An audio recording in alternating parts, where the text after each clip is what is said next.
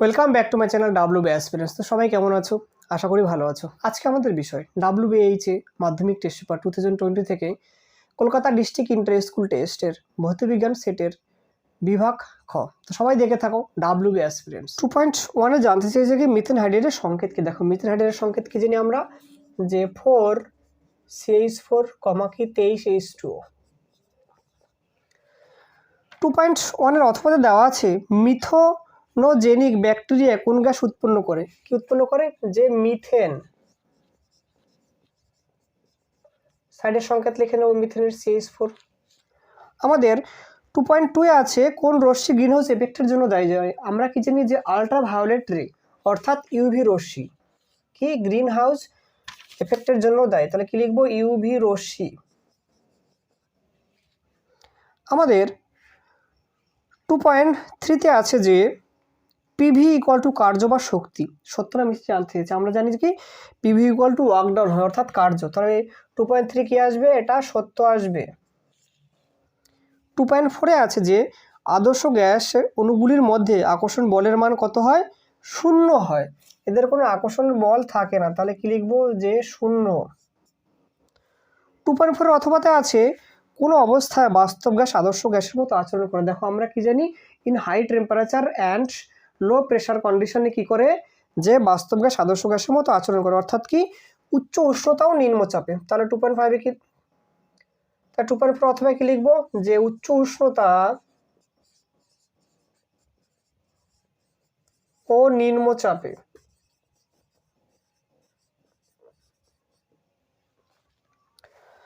আমাদের 2.5 এ দিয়েছে যে 1.5 প্রতিসরাঙ্কের কোনো মাধ্যমে আলোর বেগ কত।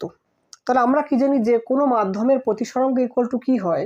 যে শূন্য মাধ্যমে আলোর গতিবেগ বাই কি ওই মাধ্যমে আলোর গতিবেগ। তাহলে আমরা কি লিখব? যে 2.5 এ যে প্রতিসরাঙ্ক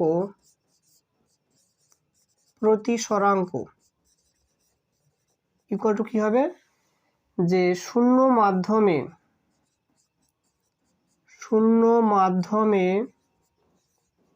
আলোর গতিবেগ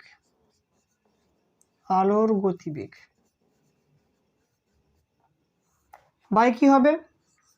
যে ওই মাধ্যমে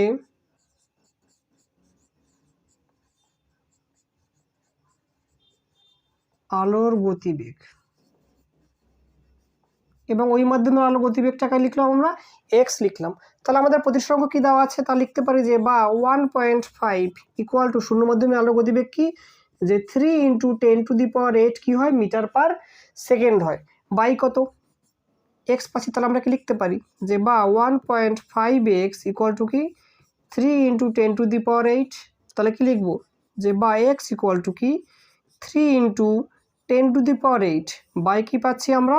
যে 1.5। তাহলে 3কে যদি আমরা 1.5 দিয়ে কেটে দিই তাহলে কি পাবো? উপরে 2 পাবো। তাহলে কি পাচ্ছি? সুতরাং এক্স ইকুয়াল টু 2 × 10⁸ কি আসবে? এত মিটার পার সেকেন্ড। তাহলে আমাদের উত্তর কি আসবে?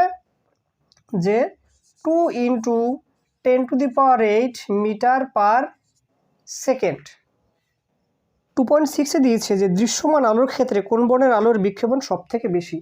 আমরা কি জানি যে আমরা যদি বেনি আসহ কলা অর্থাৎ যে 7টি বর্ণকে যদি লিখি তাহলে কি আমরা নিচ থেকে শুরু করি বেনি আসহ কলা অর্থাৎ নিচে থাকে কে? বেগুনি সব থেকে বেশি বাঁকে। তাহলে 2.6 এ কি হবে?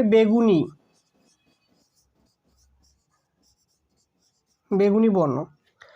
আমাদের 2.7 এ দিয়েছে যে অবতল দর্পণ থেকে কত দূরে বস্তুকে রাখলে প্রতিবিম্ব ও বস্তুর আকার সমান হবে। দেখো অবতল দর্পণের ক্ষেত্রে বস্তুকে যদি বক্রতা কেন্দ্রে রাখি তাহলে প্রতিবিম্ব এবং কি বস্তুর আকার সমান হবে। তাহলে কি লিখবো? যে অবতল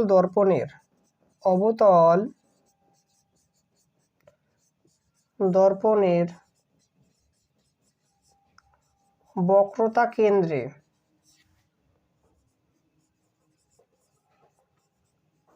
বস্তুকে রাখলে কি যে প্রতিবিম্ব ও বস্তুর আকার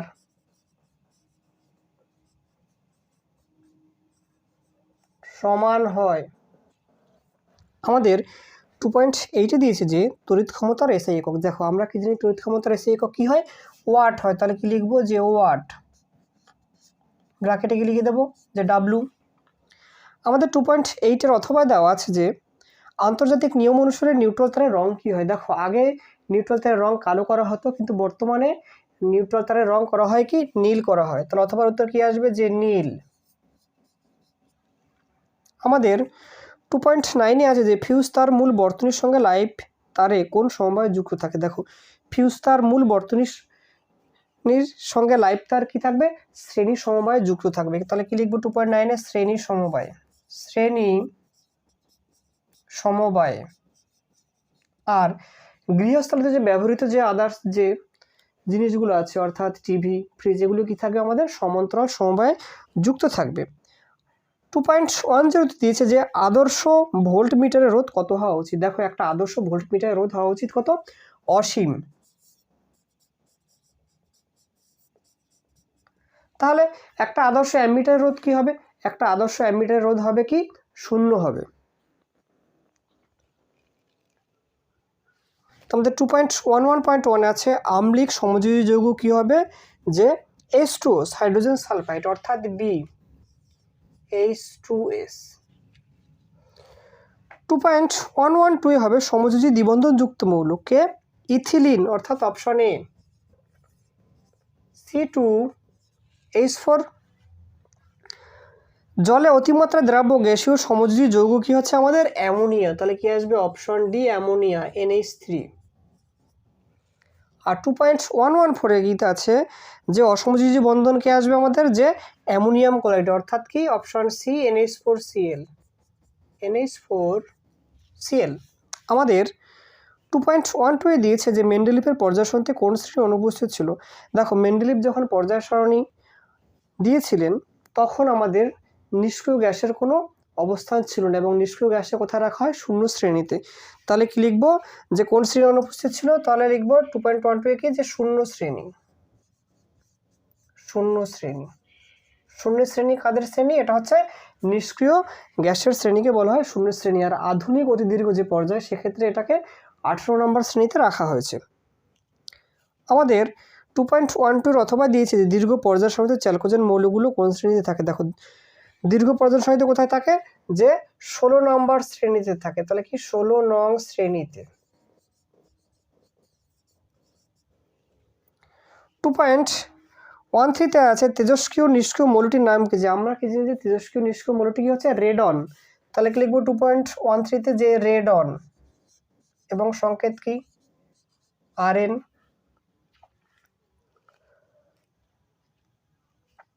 2.14 দিয়েছে যে ক্ষমতার ক্রমানুসারে সাজাও, কি দিয়েছে ক্লোরিন, ব্রোমিন, ফ্লুরিন, আয়োডিন। আমরা কি জানি যে ফ্লুরিন, ক্লোরিন, ব্রোমিন, আয়োডিন হয়। তাহলে আমরা সাজালে কি লিখবো যে ফ্লুরিন, ক্লোরিন, ব্রোমিন, আয়োডিন।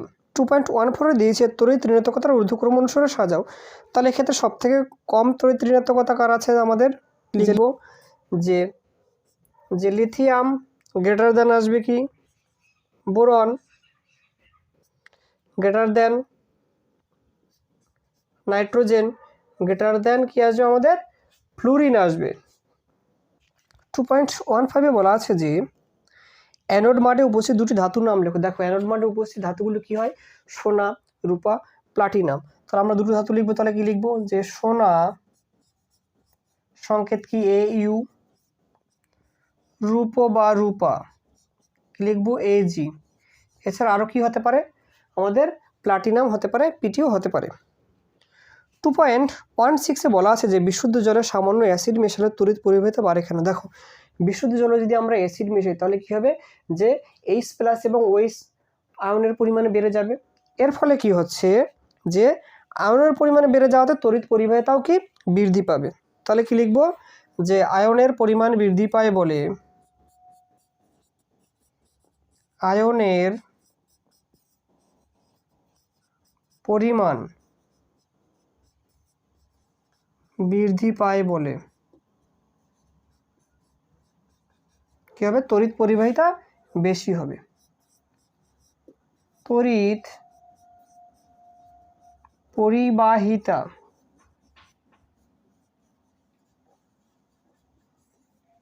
বেশি হবে। তড়িৎ বিশেষণকাল ইলেকট্রন প্রবাহ কোন তড়িৎদ্বার মুখে? দেখো আমরা কি জানি যে ইলেকট্রন প্রবাহ হয় ক্যাথোড অভিমুখে, তাহলে কি আসবে অথবা ক্যাথোড।